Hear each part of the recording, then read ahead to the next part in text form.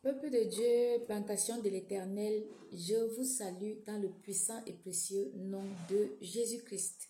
Alors, aujourd'hui, je vais faire un témoignage qui est vraiment bouleversant. Il y a une jeune fille qui cherche à me rencontrer depuis près d'un mois. Elle m'écrit de temps en temps, prophétesse, je veux te voir, prophétesse, je veux te voir. Mais j'avoue que j'ai un peu négligé, surtout que je ne la connais pas.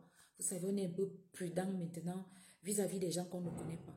Et puis, elle a tellement insisté qu'un jour, je lui ai écrit, j'ai dit, qu'êtes-vous? Qu'est-ce que vous voulez? Elle m'a dit, prophétesse, je suis telle, je suis telle. Vous ne me connaissez pas, mais c'est important. Je dois vous voir. Je vois comment le Seigneur vous utilise et j'ai vraiment besoin de votre aide. J'ai dit, ok, viens me voir. Je lui ai donné rendez-vous à mon bureau. Alors, elle est arrivée à mon bureau. Elle m'a raconté une histoire. Et c'est cette histoire que je vais vous raconter ici. Je l'ai d'abord appelée parce que je lui ai dit, je vais partager ton histoire afin qu'elle édifie aussi les autres jeunes filles et les autres jeunes de ton âge. Alors, est-ce que tu m'autorises à raconter cette histoire? Elle m'a dit oui. Tu peux raconter mon histoire, mais sans faire allusion à moi. Elle m'a dit ok. J'ai dit ok. Alors, qu'est-ce qu'elle me dit? Elle me dit que elle a connu des hommes, ce qui n'est pas déjà bien pour le palmarès d'une jeune fille qui va être sérieuse dans sa vie et faire des choses bien. Mais, sauf que parmi les hommes qu'elle a connus, elle a connu un.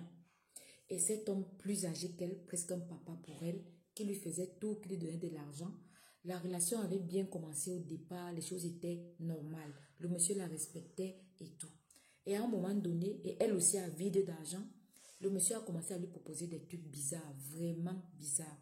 Alors, ils sont arrivés au niveau où le monsieur, pendant leurs ébats, faisait des excréments dans le pot et puis mettait sa tête juste au niveau des excréments. Elle devait humer l'odeur de ses excréments et entre-temps, lui s'occupait de son derrière. Et quand on dit derrière, ce n'est pas le derrière normal d'une femme que nous tous on connaît, mais c'est le derrière anormal que les gens utilisent bizarrement là. Donc c'est par là que le monsieur passait. Entre-temps, sa tête était dans le bidet où il y avait les excréments du monsieur. Alors voilà comment les ébats se passaient. Alors elle a humé ça. Et là, elle est venue me voir parce que elle a fait ça plusieurs fois. Elle avait beaucoup d'argent, belle voiture, belle maison. Elle loge quelque part. Vraiment, si vous voyez la fille, je vous assure, elle est si belle. Elle est si belle. Mais quand on la regarde, elle a une âme vide, malheureusement. Alors, elle pleurait. J'ai eu mal. Moi-même, j'avoue que j'ai coulé les larmes quand elle me racontait cette histoire. Je vous assure, le dehors est sale. Ça ne va pas. Ça ne va pas. Jeune fille, ressaisissez-vous, s'il vous plaît. Vous ne pouvez pas gagner de l'argent de cette façon en détestant vos corps, s'il vous plaît. Alors, elle a couru vers moi. Elle m'a dit, prie pour moi, maman prophétesse.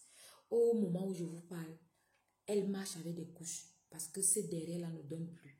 Elle est obligée de mettre des couches pendant une demi-journée et elle doit les changer. Sinon, ça mouille. Voilà comment elle est devenue. Et puis quand un vrai homme, un autre homme même lui fait la cour, les hommes finissent par fuir. Un homme ne fait pas une semaine avec elle. Il fuit seul. Pourquoi? Parce que ce monsieur avec qui elle sort et qu'elle a même fui, parce que 3 semaines avant, elle ne le voyait plus. Mais sauf que dans ses rêves, ses visions, elle ne voyait que ce monsieur.